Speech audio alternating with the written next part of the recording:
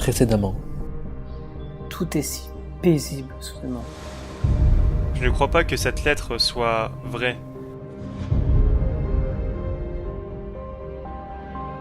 Qui lui en aurait voulu au point de le tuer? Il semblerait qu'il parle d'un lourd secret qu'il a depuis sa naissance. La police doute de la véracité de cette lettre. Soit c'est un suicide, soit c'est un meurtre. J'ai eu un coup de cœur pour William. Bon. Cogner un chat battu, c'est la même chose, c'est facile. Arrêtez, je vous en supplie! On ne dit pas du mal des morts, c'est tabou. La connerie des gens disparaît avec eux quand ils meurent. Pouvez-vous me parler d'Antoine? Antoine ne se comportait pas de façon respectueuse avec son entourage. Il rigolait et disait ouvertement qu'il ne nous aimait pas. Votre relation est sans intérêt. Nous devons penser au-delà de l'espèce humaine. Nous devons penser beaucoup plus grand.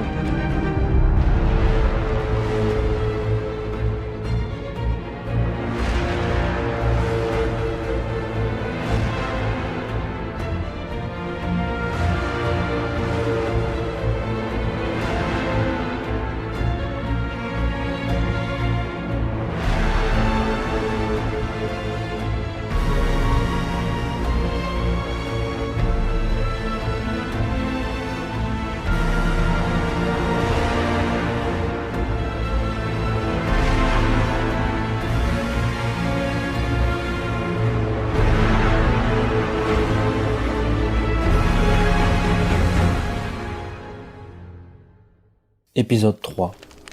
Le soir de Noël. Hugo se dirige près de la cheminée où se trouve une boîte de chocolat posée. Il saisit un des chocolats, se dirige vers Antoine. Ce dernier s'est relevé, le dos tourné à Hugo. Hugo, soudainement, se jette sur Antoine et lui dépose le chocolat dans la bouche et maintient sa main pour qu'Antoine l'avale. Antoine se débat. Hugo le lâche et fait un pas en arrière. Antoine se met à tousser.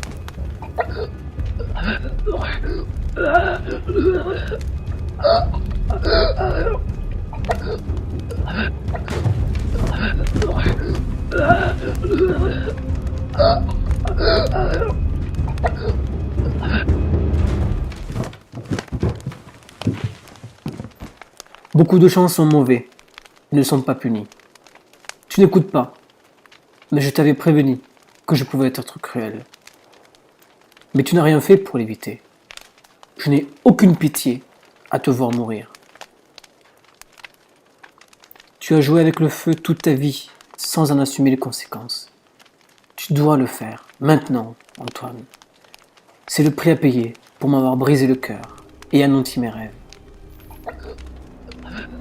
L'allergie va provoquer un étouffement et le sang va affluer dans les ganglions. Et les vaisseaux sanguins vont se gorger de sang et gonfler jusqu'à l'étouffement. Antoine commence à s'étouffer. C'est étonnant comme tu es si silencieux et enfin à l'écoute. Pourquoi tu fais ça? Car la justice finit toujours par arriver et sanctionner et punir. Alors imagine. Un instant, Antoine. Écoute ça. On va te retrouver mort par terre au sol. Pas de sang, pas d'armes, pas de plaie. Un corps et aucune arme. Que s'est-il passé? Y a-t-il un meurtrier? Et aucune trace de lutte. Qui aurait pu faire ça? Tu croyais vraiment que j'allais tenir longtemps comme ça? Non, non, attends. Tout le monde sait que nous sommes tous les deux allergiques au chocolat. Tu n'as pas d'échappatoire. Tout le monde saura que c'est toi. Ah mince. Alors tout est gâché maintenant. Je vais être démasqué. Non, tu peux encore me sauver. Mais est-ce que j'en ai envie? Tu peux accuser William? On dira que c'est lui qui a tenté de m'empoisonner. On a eu une dispute tout à l'heure. On l'accusera pour te sauver. Et la morale dans tout ça? Les meilleurs amis sont aussi nos pires ennemis. Hugo sourit et savoure cet aveu. Quel fascinant garçon tu fais, Monsieur Ricci. Antoine. De tous les salauds que je connaisse, tu es mon préféré. Vraiment. Tu ne t'en sortiras pas. Ils savent que tu es au courant pour mon allergie. On peut encore se sauver. Ça sera notre secret. Va chercher les seringues, s'il te plaît. Antoine est saisi soudainement, violemment. Il ne respire plus. Ses yeux se tournent vers ceux d'Hugo. Hugo sait que ce sont ses dernières secondes. Tu oublies que tes parents ne savent pas pour ton orientation. Et que tu as tellement honte que tu préférerais mourir plutôt que ça se sache. Tu vas toi-même l'expliquer dans une lettre que je vais écrire. Hugo se relève et se dirige vers le bureau. Saisit son mouchoir de chemise et il se munit d'une feuille et d'un stylo et écrit la lettre de suicide d'Antoine.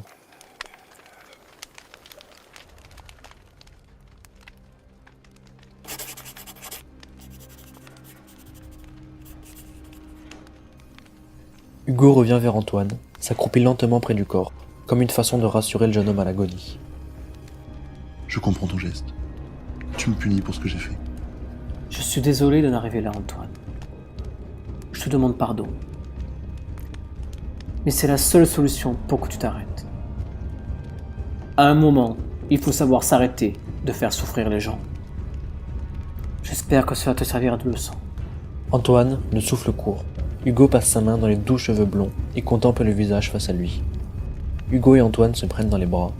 Antoine est terrorisé et serre fort le bras d'Hugo. Je suis vraiment désolé pour tout ce que j'ai fait. Je suis vraiment désolé.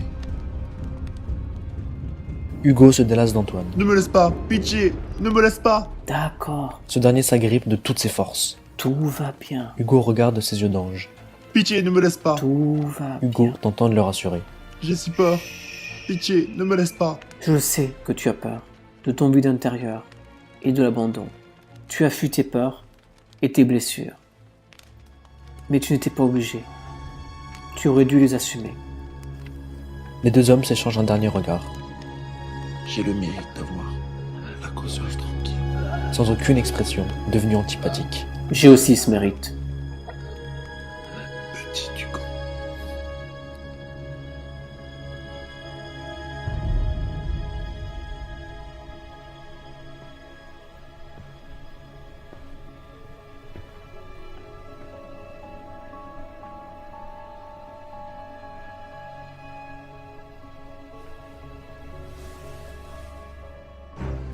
Hugo se dirige vers la porte, déverrouille la serrure et descend pour écouter le discours du père. Soyons bons. Et la gouvernante, 2 minutes après, entre dans la chambre.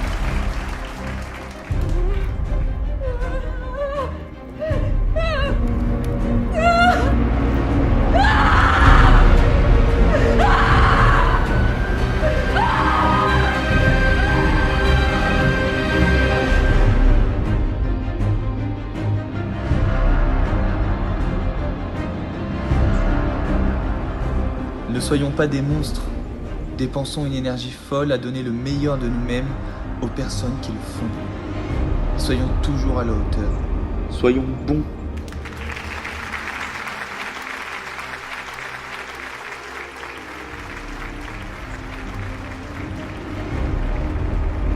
Hugo alors regarde le père dans le fond de ses yeux.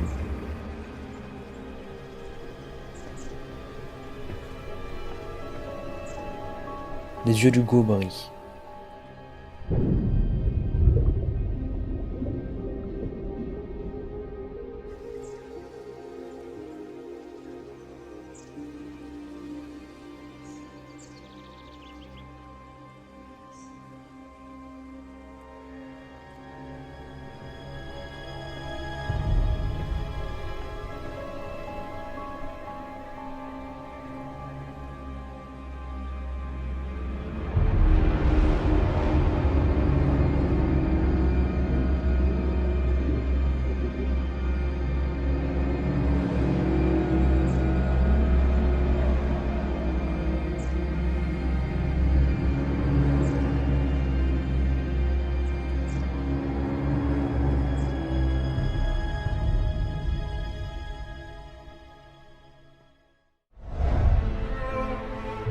C'est la fin de cette fiction auditive. Merci beaucoup à vous de l'avoir suivi. Merci beaucoup à tous les comédiens pour s'être prêtés au jeu.